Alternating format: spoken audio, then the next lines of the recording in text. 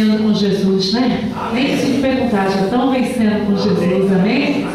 Deus seja louvado por vocês terem chegado à casa do Senhor, por estarem aqui. E nós vamos comer da palavra de Deus mais um pouco, porque a palavra do Senhor, ela é viva, ela é eficaz, ela é poderosa, ela nos liberta. E tem coisas que parecem absurdos nós deixarmos de fazer. Parece algo absurdo de deixarmos de ir em certos lugares. Parece confuso quando a gente ainda vive sem ler a palavra de Deus e ainda vive na carne.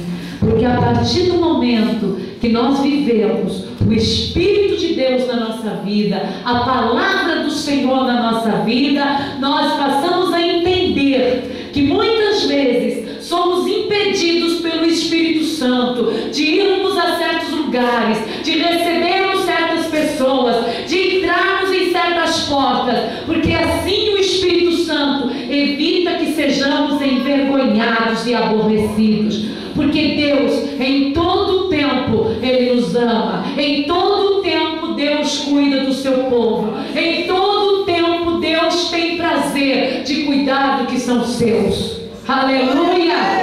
Aleluia! E você é um cuidado especial do Senhor.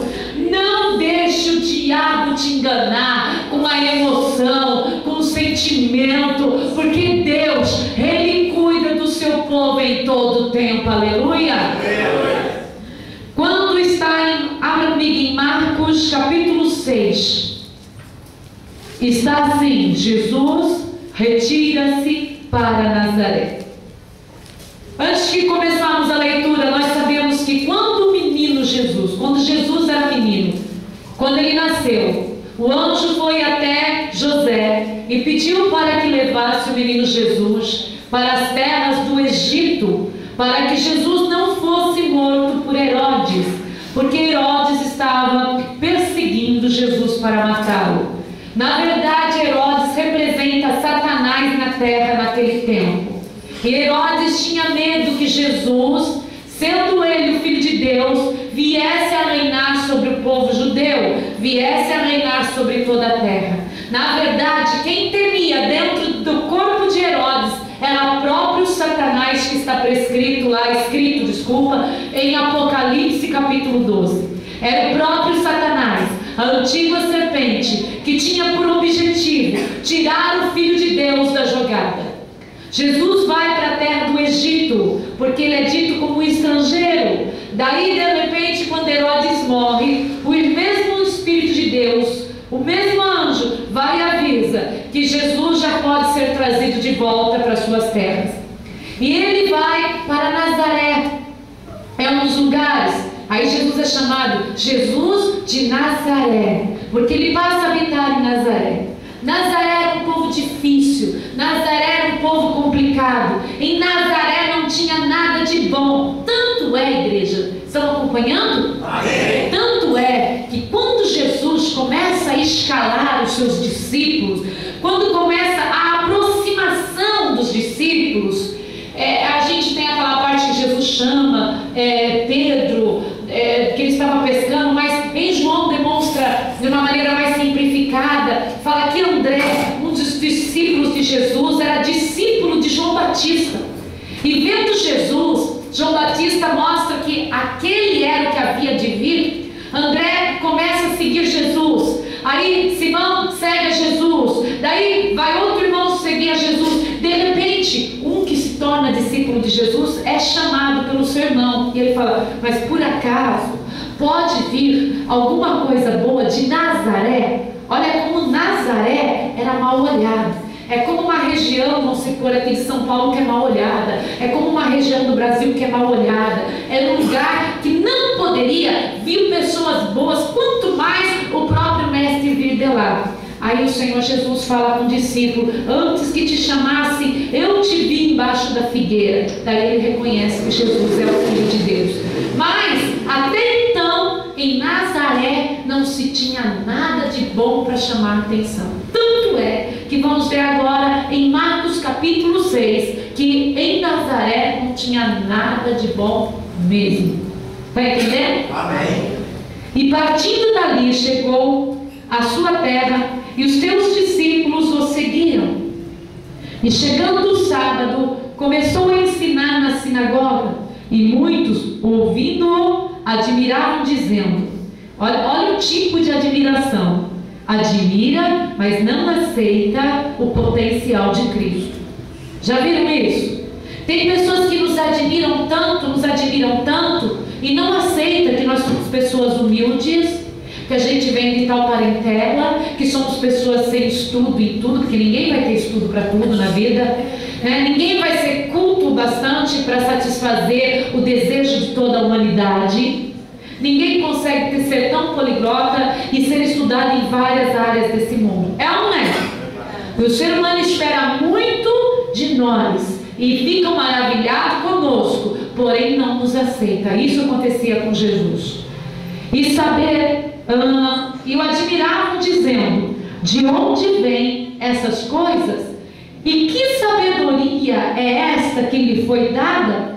E como se fazem tais maravilhas por suas mãos? Não é este o filho do carpinteiro, filho de Maria? Não é este o carpinteiro, o filho de Maria, irmão de Tiago e de José e de Judas e de Simão? E não estão aqui conosco as suas irmãs? E escandalizavam-se dele. Olha só. Quer dizer, como pode tanta sabedoria, como pode tanto potencial, se ele é o tal do carpinteiro que trabalhou até hoje? Eu preguei essa passagem, mas com outra visão espiritual, faz pouco tempo na igreja da Cidade Dutra, no culto de quarta ou sexta.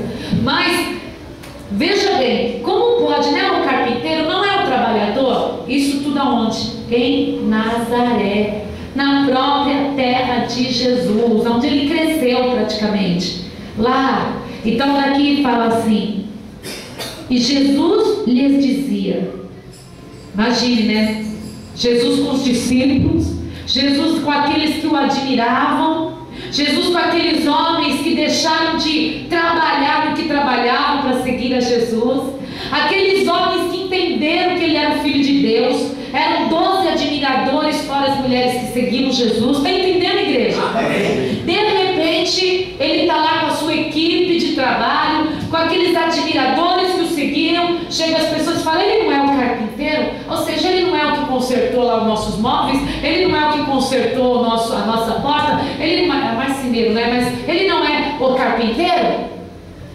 Ai, gente, ele não é irmão daquelas mulheres que estão ali perto de nós? Ele não é irmão daqueles conhecidos nossos? Aí Jesus fala assim, não há profeta sem honra. Aonde, igreja? Senão na sua terra. Aonde? Senão na sua terra. Entre os seus parentes e na sua casa. Leia de novo aí. Disse Jesus. Vai. Não há profeta sem honra, senão na sua terra, entre os seus parentes e na sua casa. Olha só. Perceba bem, você dá uma simples opinião para alguém da rua, eles aceitam. Na sua casa você morre de falar e ninguém escuta. Você faz qualquer coisa lá fora, as pessoas entendem. Na sua parentela, eles nem te ouvem. E se te ouvir, é para te condenar. E por que você quer insistir nessa situação?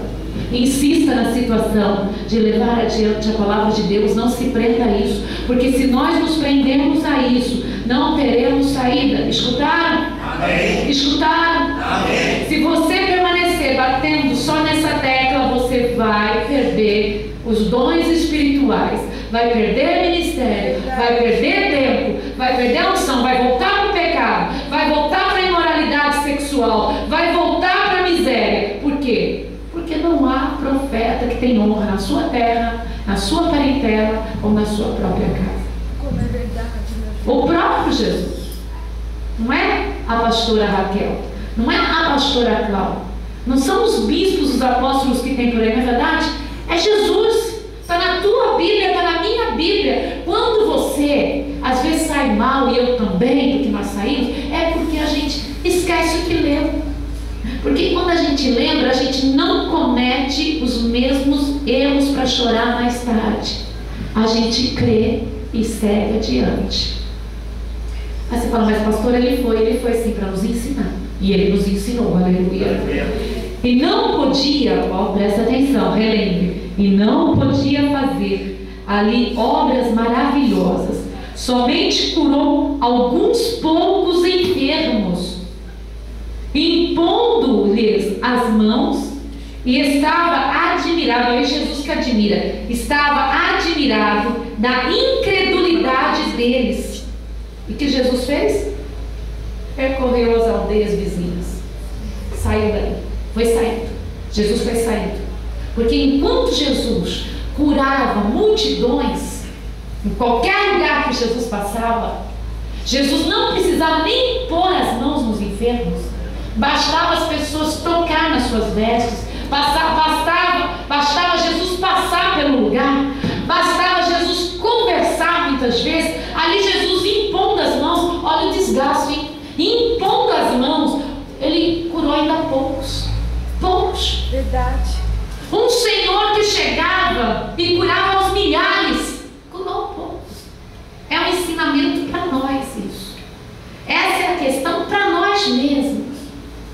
Está na hora de percorrer as aldeias circunvizinhas. Verdade, Jesus. Está na hora de percorrer as aldeias circunvizinhas.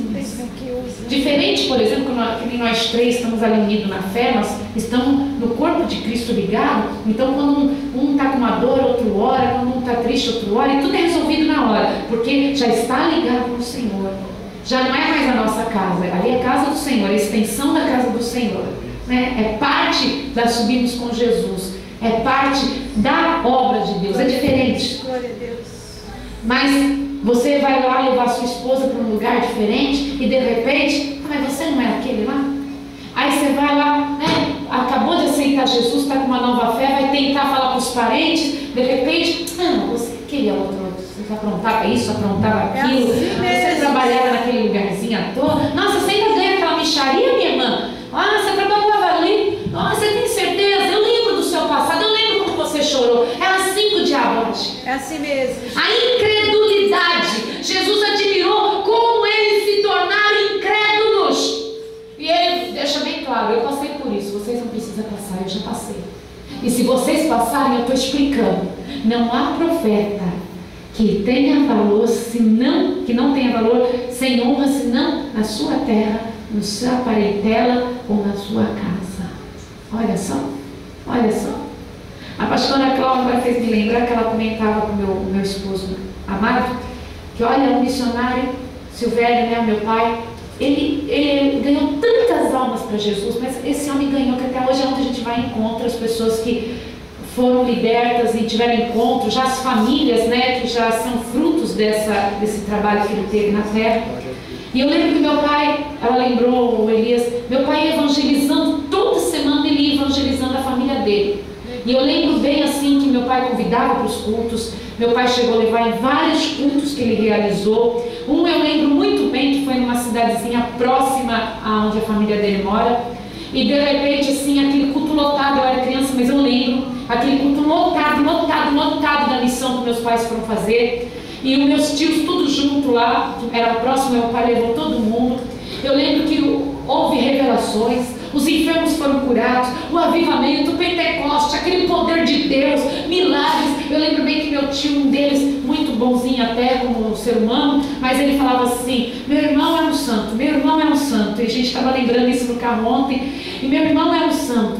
E chorou, e se emocionou, mas queridos, até hoje, nenhum deles se converteu. Ai, como é verdade, meu Deus. Nenhum deles se converteu. Um homem que já dorme no Senhor e arrastou multidões para o reino de Deus, e a própria parentela dele não deu valor.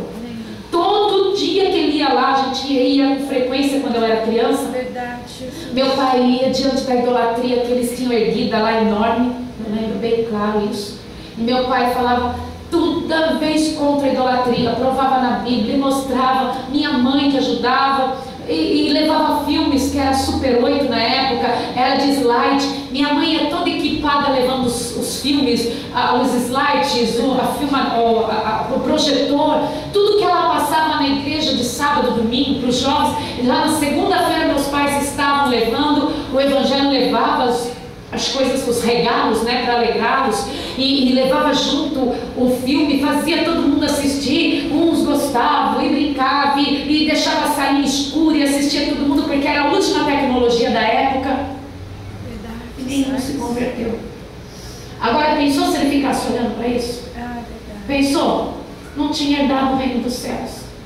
Só foi vitorioso quando esqueceu de tudo isso e arregaçou as mangas só para a obra de Deus.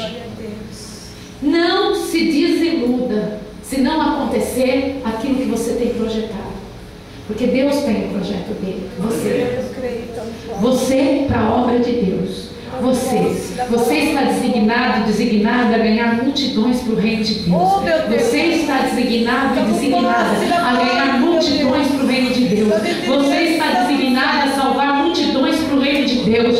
Deus crê nisso em você. Deus investiu isso em você. Deus investiu isso em você. Já no caso da pastora Cláudia, ela creu e toda a casa foi salva. E cada um entendeu e seguiu o seu caminho no Evangelho. Glória a Deus. Cada um entendeu e levantou os impérios para a obra de Deus. E a pastora Cláudia permaneceu firme como missionária e está permanecendo firme conosco até hoje. Aleluia! Porque se ela ficasse também adulando a igreja dos pais, dos parentes, hoje assumimos com Jesus não existiria. Com certeza. Mas ela creu no ministério que Deus deu na mão dela. Não foi na mão deles, foi na dela. E ela creu, e ela está aqui até hoje. Vamos crer nos que o Senhor pôs na nossa mão? Vamos crer? Eu creio no que o Senhor pôs na minha mão. Aleluia!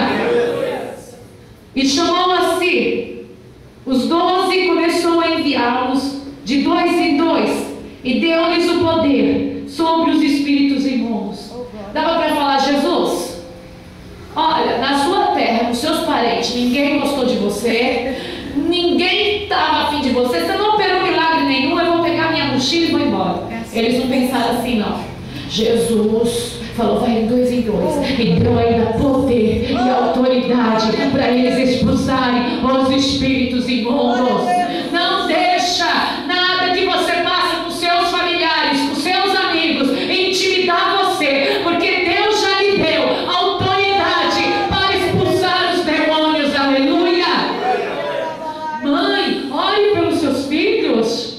Você está com uma criança doente, impõe as mãos e os liberte em nome de Jesus. Pai, você está com um filho doente, põe a mão e ora. Você está lá com alguém dentro de casa precisando, põe a mão e ora. Alguém chegou e pediu oração para você, se reveste da presença de Deus e ora. Aleluia! O Senhor te deu autoridade para expulsar os espíritos imundos. Aleluia! Você crê? Então declare: eu creio. Oh, glória a Deus. E ordenou-lhes que nada tomassem pelo caminho. Aí falou: Deus, e se eu ganhar as coisas? Tem coisa que a gente ganha e deixa no caminho, sabia? Verdade. Tem coisa que a gente não pode ficar pegando. Tem coisa que não é para nossa trajetória, é bom para os outros, não é bom para nós. O que é bom para nós não é bom para o mundo, e o que é bom para o mundo não é bom para nós. Capite, bambinos? Com certeza. Entende, crianças? Porque o que o mundo é bom para eles, desde quando? A gente já saiu de lá, não quer o que é de lá. Nem os presentes deles. Ai, como é verdade. Mas sabe, vem, ó, o envelope não mexer, não quer santo. Ó, santificado no Senhor.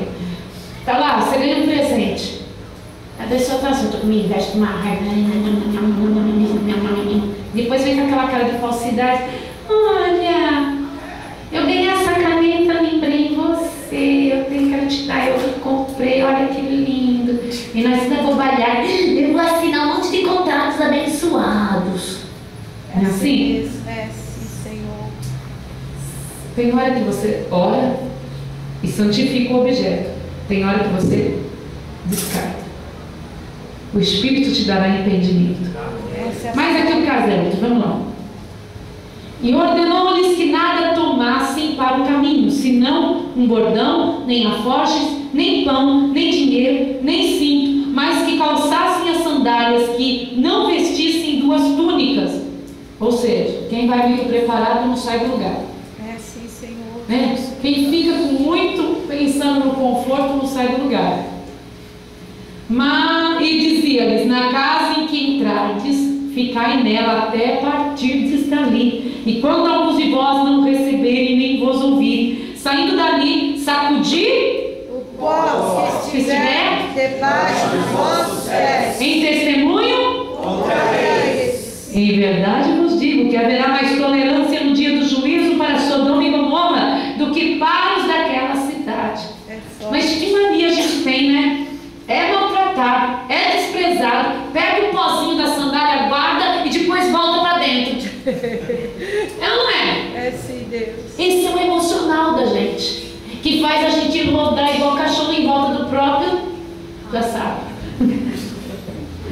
Esse é o nosso emocional. Deus já vê uma grande seara. Deus vê você já trabalhando em outros campos. Deus vê você já trabalhando em outras colheitas. Deus já vê você ministrando em outros lugares. Você se vê só ali, me judiou, me maltratou, vai me comer. Não, vai me aguentar. Me maltratou, vai me aguentar. Eu vou dar prova disso. Não, maltratou, fique com Deus. Eu tenho mais caminhos a seguir. O Senhor vai me levar a outras vizinhanças. O Senhor vai me levar a outras cidades, a outros lugares, a outros ouvidos, para que eu possa pregar que Jesus Cristo é o Senhor. Aleluia.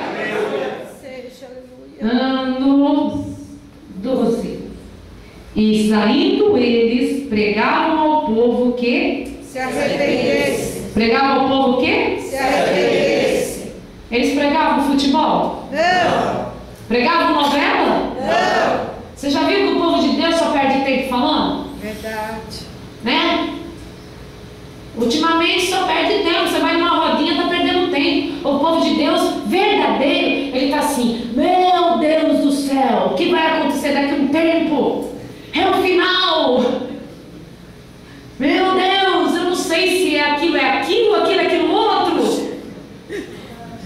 O povo de Deus se aborrece com o pecado. Verdade, O Jesus. povo de Deus se aborrece com as obras do diabo. O povo de Deus se aborrece com o que o diabo faz. O povo de Deus não tolera as coisas desse mundo. O povo de Deus é contra o que o mundo oferece. Concordo, meu Deus. Ou eu estou sozinha nessa? Não. Vocês pensam igual? Amém. Como é gostoso, né? Quando a gente se reúne para falar mal do diabo, né? Oh, glória. É maravilhoso, aleluia. O povo de Deus, ele tem na ponta da língua contra o diabo.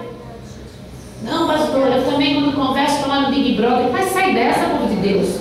Sai dessa, povo de Deus. Sai dessa, povo de Deus. O povo de Deus tem que ser contrário às coisas do diabo. A pornografia dentro da sua casa, a destruição da moralidade não pode entrar na tua casa. Queridos, você assiste o que quiser, você vê o que você quiser, mas se você quer ter uma vida íntegra com Deus, esquece essas malditas novelas, esquece esse discurso do diabo que entra na casa das pessoas. É de tarde, é a novela já repetida, é a novela nova, é a novela que fala da idolatria, é a novela que fala da pornografia. Queridos irmãos, esqueça isso dentro da tua vida. Isso te leva a não sair do lugar espiritualmente, se possível te mata. Verdade. Você vive, você faz o que você quer, mas na hora da bênção, lembra-se disso. Oh, glória a Deus. Novela destrói neurônios espirituais.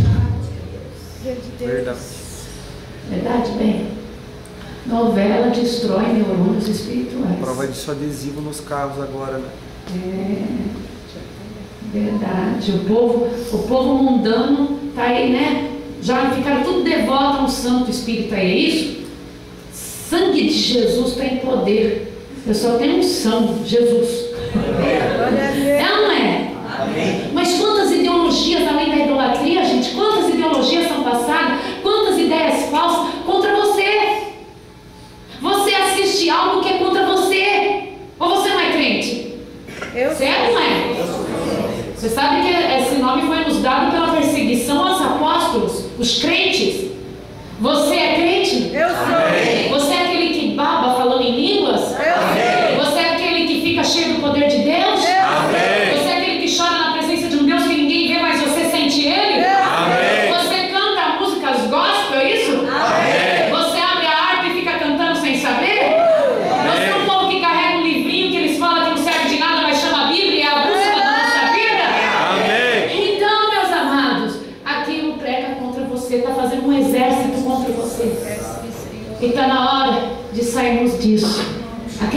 sentimento. Tem gente que eu sei que assiste novela, eu sei que vive daquilo, sabe por quê? É falso.